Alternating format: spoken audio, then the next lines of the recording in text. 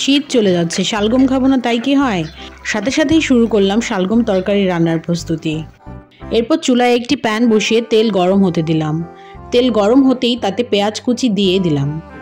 পেঁয়াজের মিষ্টি গন্ধ চারপাশে ছড়িয়ে পড়তেই চিংড়ি মাছগুলো তাতে দিয়ে দিলাম। মাছ ভাজা শুরু হতেই গরম গরম সুবাস যেন পুরো ঘর ভরিয়ে দিল। আমি বুঝতে পারলাম আজকের রান্না দারুণ কিছু হতে চলেছে। চিংড়ি আর পেঁয়াজ সুন্দরভাবে ভাজা হলে তাতে 1 কাপ পানি দিলাম।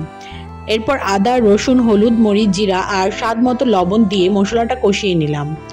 মশলার সুন্দর রং দেখে মনটা আনন্দে ভরে গেল। এরপর আগে থেকে ধুয়ে রাখা শালগম আর আলুর টুকরোগুলো মশলায় দিয়ে ভালোভাবে কষিয়ে নিলাম।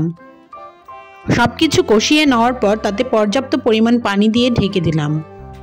এবার অপেক্ষা করার পালা। ফুটতে ফুটতে মশলার ঝোল যেন আরো ঘন হয়ে উঠল। শালগম আর আলু ধীরে ধীরে নরম হয়ে গেল। শেষ মুহূর্তে 1 মুঠো ধনিয়া পাতা কুচি ছড়িয়ে দিলাম। বাস তৈরি হয়ে গেল স্পেশাল শালগম আর চিংড়ি মাছের ঝোল। গরম ভাতের সাথে পরিবেশন করতেই সবাই একসঙ্গে বলল, ওয়াও, দারুণ দেখাচ্ছে।